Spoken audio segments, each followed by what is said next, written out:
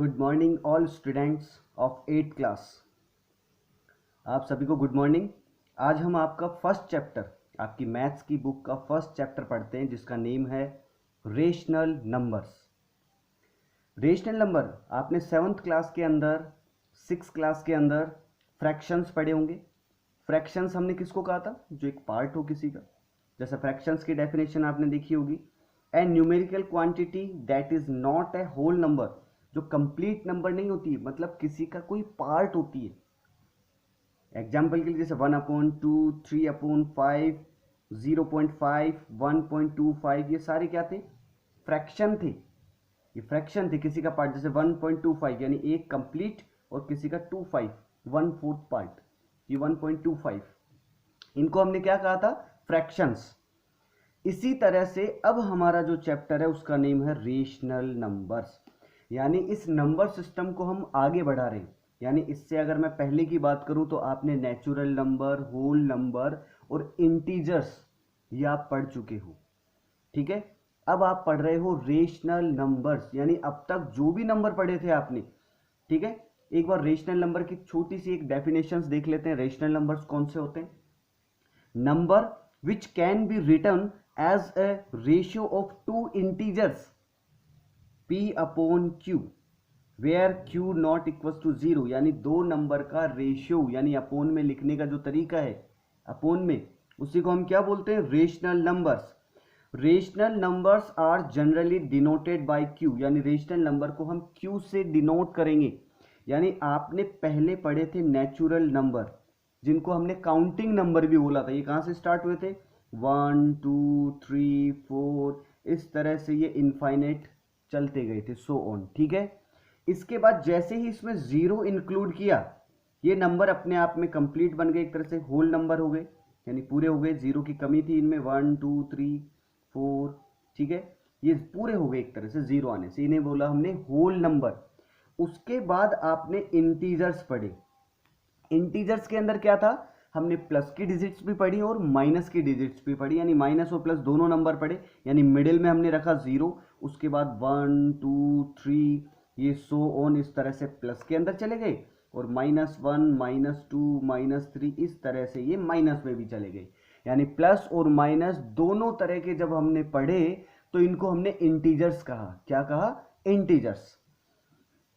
इसी तरह से अब इंटीजर्स के बाद अब हम पढ़ रहे हैं रेशनल नंबर, यानी ए से नंबर जिनको अपन क्यू से डिनोट करेंगे, जिनको अपन p अपॉन क्यू की फॉर्म में लिख सकते हैं। और ये आपको पता है क्यू नॉट इक्वल टू 0, यानी अपोन का नंबर कभी 0 नहीं लिख सकते। यानी याद रखना, जैसे आप कभी 2 लिख रहे हो तो नीचे कभी 0, यानी याद रहे नीचे कोई नंबर ही आएगा, 0 कभी नहीं आ सकता है। यानी ये नंबर अपने आप में नॉट डिफाइंड है, यानी इस नंबर को हम डिफाइन नहीं कर सकते, नॉट डिफाइंड, ठीक है। ये अपने आप में कोई नंबर नहीं होता है। तो कंडीशन क्या हो गई? Q not equal to 0। Q कहां पर है? नीचे, डिनोमिनेटर में, यानी आप कोई भी नंबर लिखो उसके नीचे कभी भी 0 नहीं आएगा। तो ये आपने पढ़े रेशनल नंबर। अब इनमें देखो हम सबके नीचे 1 लगा सकते हैं, जैसे इसके नीचे 1 लगा दो, इन सबके नीचे 1 लगा दो, तो सारे अपोन के नंबर बन गए। यानी ऑल नेचुरल नंबर, जितने भी नेचुरल नंबर हैं वो भी रेशनल है। जीरो, अब देखो जीरो है, जीरो के नीचे भी तो 1 लगा सकते हैं अपन, अपोन में लिख सकते हैं 0/1, तो ये भी अपने में आप में क्या है? रेशनल नंबर है। सारे इंटीजर के नीचे अपन 1 लगा दें, यानी p अपॉन क्यू फॉर्म हो गई ना, इनके नीचे 1 लगा दें, ये भी सारे क्या बन गए? Rational number. तो ये हमारे सारे के सारे रेशनल नंबर्स हैं। यानी अगर इस चैप्टर की बात करूं आपके रेशनल नंबर, तो केवल इतना सा ऐड हुआ कि अपोन के जितने भी नंबर थे जिनको हमने पहले की क्लासेस में एज ए फ्रैक्शंस पढ़े थे, आपने पढ़े होंगे फ्रैक्शंस, ये जो हमने फ्रैक्शंस पढ़े थे इन्हीं को अब हम क्या कहेंगे? Rational numbers. यही रेशनल नंबर है अब हमारे। अब आप 5th, 6th, 7th क्लास में एक चीज समझते आए हैं कि जितने भी नंबर्स थे, इन नंबर्स के लिए हमने 4 ऑपरेशंस किए थे।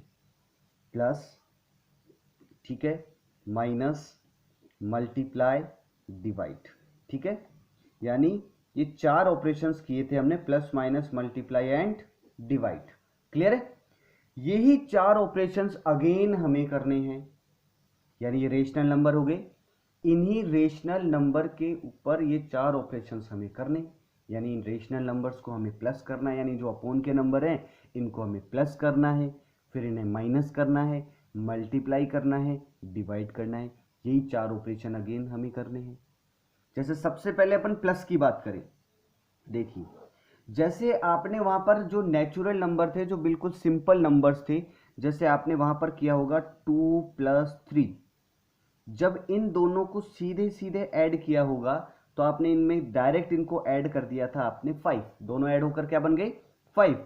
ऐसा पता है क्यों हुआ, ये डायरेक्ट क्यों ऐड हो गए, क्योंकि इन दोनों के नीचे अपन 1 लगा सकते हैं। यानी ऐसे नंबर जिनका डिनोमिनेटर सेम होता है वो नंबर हमेशा डायरेक्ट ऐड हो जाते हैं। जैसे मान लो मैं लगाऊं 3/2 + 4/2, इन दोनों का डिनोमिनेटर क्या है 2, ऊपर के नंबर अब डायरेक्ट ऐड हो जाएंगे, सेम है ना डिनोमिनेटर। डिनोमिनेटर सेम होना चाहिए, यानी किसी भी नंबर को ऐड करने की कंडीशन है ये कि डिनोमिनेटर सेम होना चाहिए तभी ऐड होंगे। तो 7/2 डिनोमिनेटर एज इट इज आ जाया करता है। क्लियर है। इसी तरह से अब हम करेंगे रेशनल नंबर को ऐड करना। जैसे रेशनल नंबर, इसी को मैं ऐसे लिख दूं 1/2 + 1/3। अब आप बताओ एक बार सोच के ये कैसे ऐड होंगे।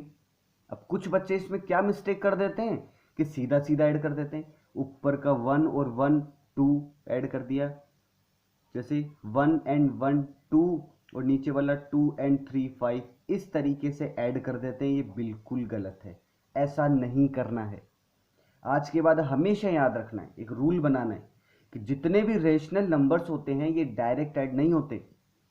इनके लिए हमें क्या करना पड़ता है, वैसे 7th क्लास में आपने सीख लिया है, ठीक है, 6th क्लास में भी आपने सीखा है, 7th में भी सीखा है कि जितने भी अपोन के नंबर होते हैं पहले इनका एलसीएम लेना पड़ता है। एलसीएम लेकर ऐड करते हैं हम।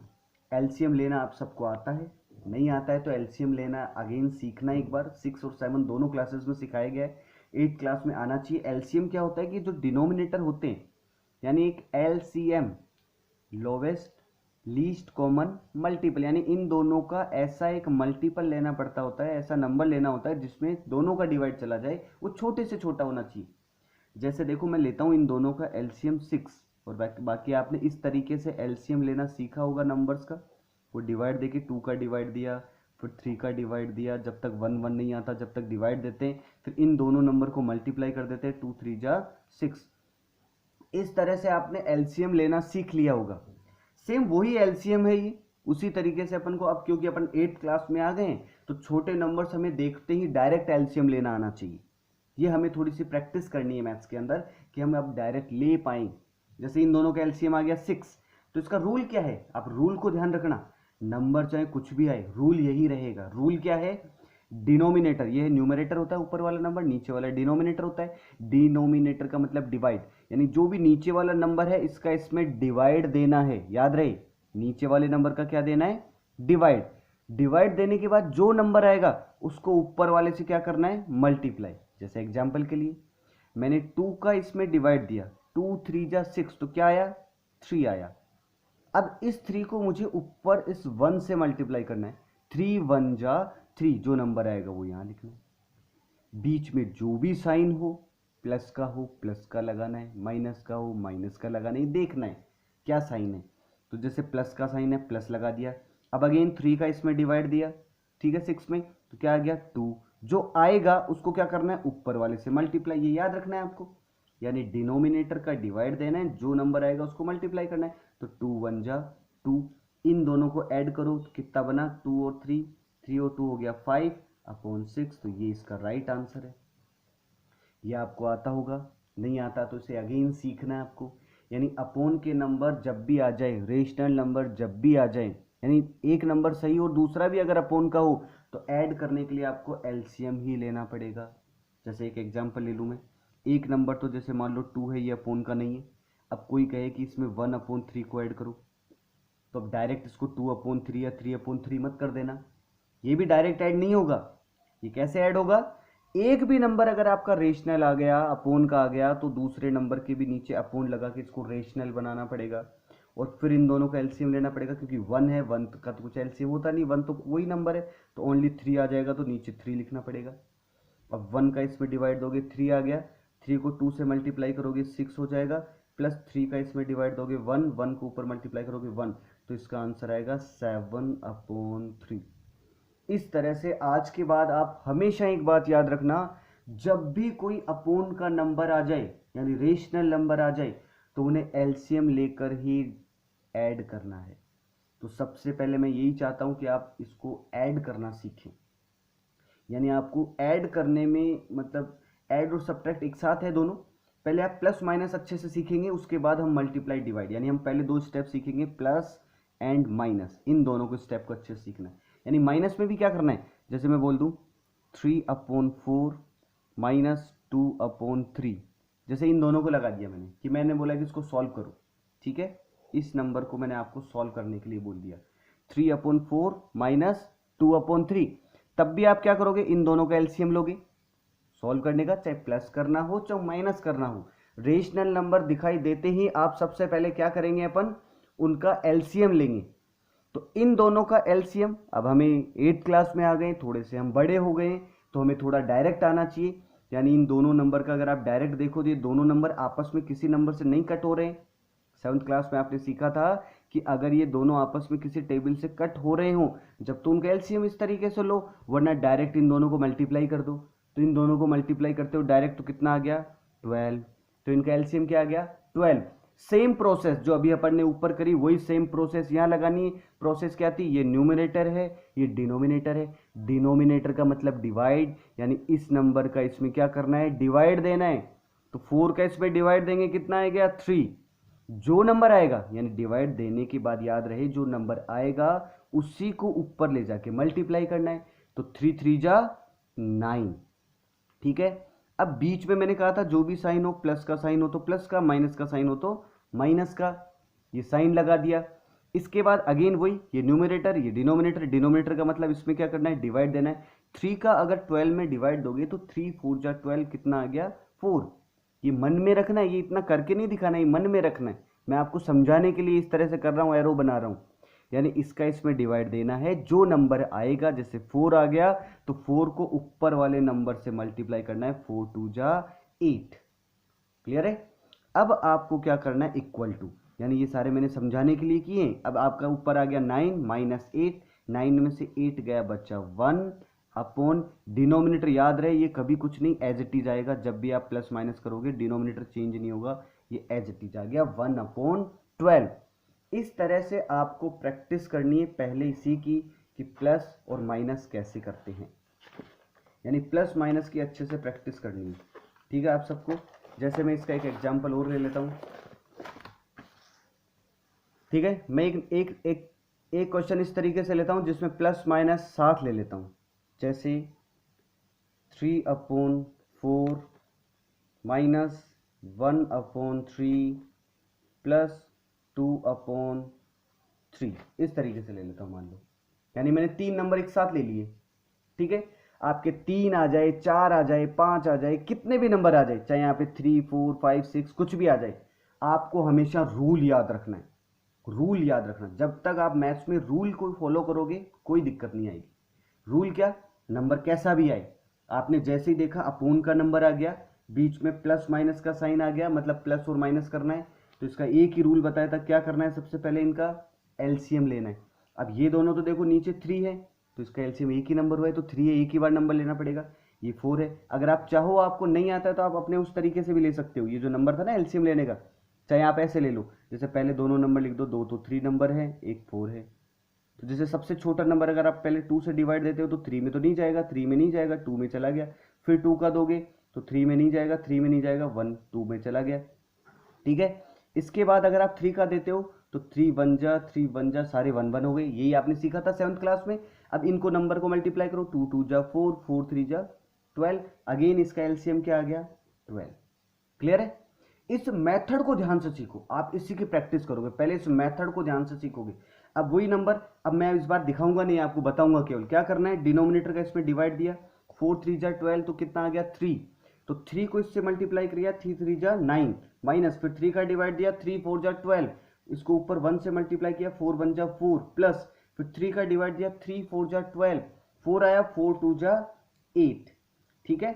अब आपको याद करो 7th क्लास में या 6th क्लास में बताया था कि जब आपके पास प्लस और माइनस ये साइन एक साथ आ जाएं, यानी 2-3 डिजिट प्लस की हो, 2-3 डिजिट माइनस की हो, नंबर माइनस की हो, तो आप क्या करते हैं, प्लस वालों को अलग करते हैं, माइनस वालों को अलग। तो माइनस का सिर्फ एक ही नंबर है, ये दोनों का एक है, प्लस के तो प्लस के ऐड कर लो 17 और माइनस का अकेला रह गया 4। नीचे वाले नंबर को चेंज नहीं करना है, एज इट इज लिखना है, ये तो 12 का 12 ही रहेगा। अब 17 में से 4 गया तो कितना बचा, 13/12। ये आपका आंसर हो गया। तो बताओ आपको करना आ गया। सबसे पहले अपोन के नंबर को प्लस माइनस करना आना चाहिए, ये आपको अच्छे से सीखना है। जिसको आता है वेल एंड गुड, बहुत अच्छी बात है। ये जिसको नहीं आता है उसको प्रैक्टिस करनी है।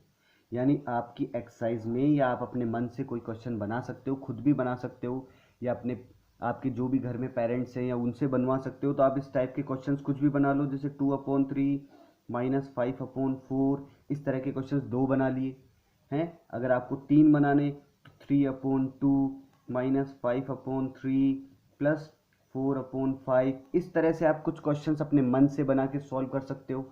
सॉल्व करके किसी से चेक करवा सकते हो या मुझे सॉल्व करके भेजना व्हाट्सएप पे।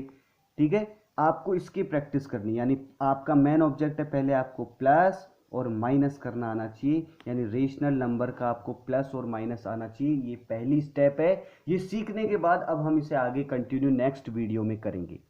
ठीक है, आप इसकी अच्छे से प्रैक्टिस करोगे। इसके कुछ क्वेश्चंस मैं आपको व्हाट्सएप पे होमवर्क के फॉर्म में भेज दूंगा, उनको आप सॉल्व करोगे। ठीक है, all the best, thank you all students.